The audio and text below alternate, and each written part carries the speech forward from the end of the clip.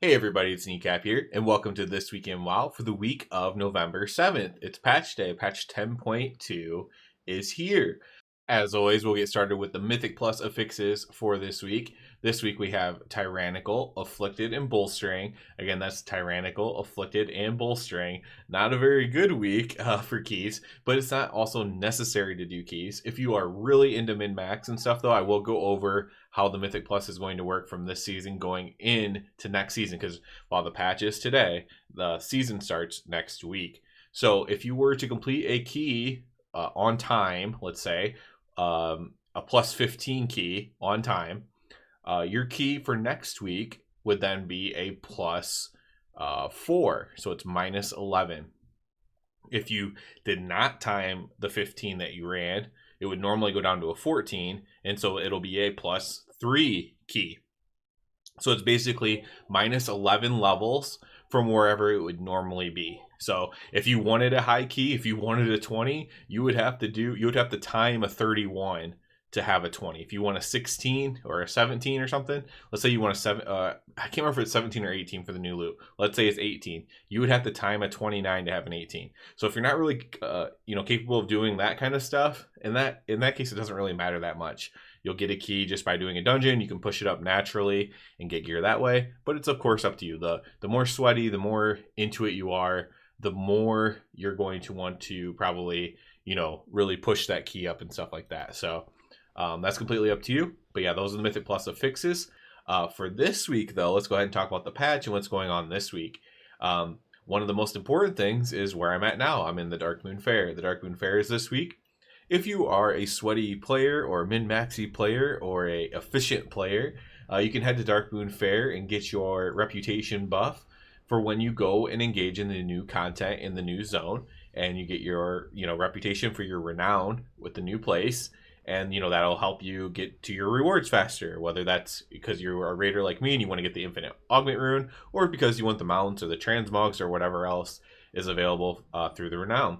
So you can get your renown faster by participating in the Darkmoon Fair, getting your reputation buff for most of this week. And then there'll be a few days off time. And as you can see, next week we have the WoW anniversary with extra reputation as well. So lots of extra reputation to kind of aid your journey along this renown path for patch 10.2. We do have time walking going on as well. If you want to participate in time walking, it's not going to be the infinite time waste time walking, which it would give you a heroic piece of loot from the raid, obviously. But it's going to be just regular time walking, I believe, as far as I know, because I believe it's a turbulent time raids, ended last week. So you can participate in that if you like, but no huge benefit to doing so.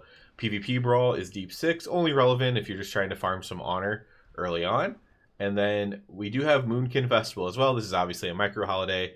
I don't think that's going to be anything special. I don't think anything was added for it that I saw on any patch notes or anything like that. So nothing special there. So really the big thing we have to do this week is obviously the new storyline and the new zone, right?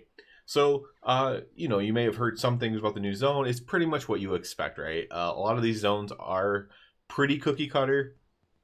Not in that maybe like the artwork is more beautiful in one than the other. But a lot of it's like, okay, you go do the event, you go do this event, you go do the world quests, you do the storyline, and this one's pretty much a lot the same along those lines.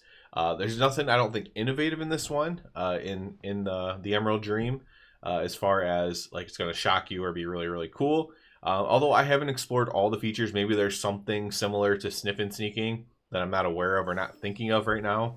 I really love Sniff and Sneaking. It kept me coming to the Zeralite Caverns, at least until I got the achievement for completing all the Sniff and Sneaking stuff. I was still going down there to do it because, I thought it was really cool. And I'm not sure if they have anything like that in the Emerald Dream Zone. If they do, I haven't seen anybody talk about it. Haven't seen on the patch notes. I'm not someone who plays through the entire story on the PTR typically, because I like to have at least a little bit of unknown factor when I go into a patch. So I typically don't look at that ahead of time. So I can't say for sure, but generally speaking, I do know it's very much the same as far as cookie cutter goes, as far as events, whatever. So it's not going to blow your socks off. You're going to get the normal memes of, I did all the content in 4 hours for this whole patch. And, in some ways that's true, but obviously the major point of the content is kind of like, you know, first of all, the storyline is a main part of the content, or it should be. But the storyline obviously progresses throughout the patch. You can argue whether time gating's good or bad. You know, most people argue that it's bad, especially like on Twitter and stuff like that. But I've seen arguments that it's good because it doesn't force you to feel like you need to play, you know, 24/7 for the first week and finish everything or whatever. But some people actually want to do that. So that's the other side of the argument, right? They'd rather just play 24/7, finish it all in the first week. So those are the two sides of that argument. But yeah, nothing major to do. You're just kind of getting yourself ready for the season. We'll have, the patch will be out. So like if you're a raider, you'll be able to do like simulations with the new patch out for your gear and stuff like that. Start to plan out your gearing a little bit if you haven't already started doing that. You know, things like that are now going to be accessible with the patch coming out. You know, guides as well. As far as this channel goes, I'll have a ret guide out probably about the same time as always, which will be like probably sometime during the first week of the raid. I like to normally make sure, like, there's not a lot changing for ret first of all, so I probably could put it out this week, but you know, just in case they do any kind of tuning or any kind of changes, and then also just to kind of like make sure that the logs are matching up with what, you know, the theory crafting is essentially, right? Let's make sure the logs are matching up, and before we put out false information, right? There's tons of false information out there. I'm sure there are ret guides out already. I'm sure most of them are probably okay as long as they take the information from last patch. But if there's any unknowns, they're obviously not going to have that in there, and anything unknown is going to be wrong. So that's why I like to wait a little bit, just to kind of make sure, and that way I don't have to like make an apology video every tier that I got something wrong or whatever. So ret guide will be coming, probably not this week, but probably next week. And then yeah, I don't know of any secret finding stuff, but you never know. There could be something hidden in the Emerald Dream that we don't know about. That'd be really, really cool. I will be checking it out with my little toys from the Secrets of Azeroth, the Torch of Pyroth or Pyreth or whatever, and then the little bird thing that goes over your head, the Idol of Onara over my head. I will be checking that out just in case they hid something that wasn't like available on the PTR or whatever.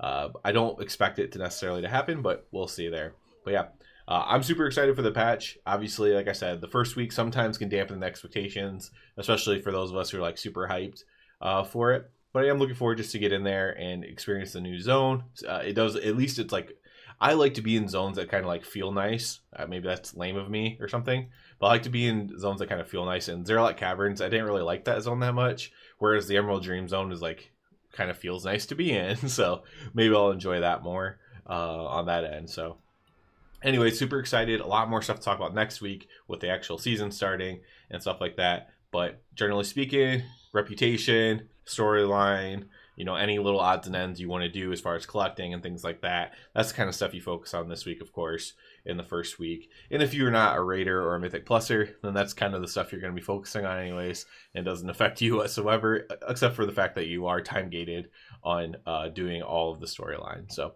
that's it for this one, guys. We'll have more new expansion content coming as it drops and stuff like that. Going to be focusing on patch 10.2 for a little bit here. As always, I do ask you please subscribe to the channel. It helps me out a lot. Other than that, everybody have a good one.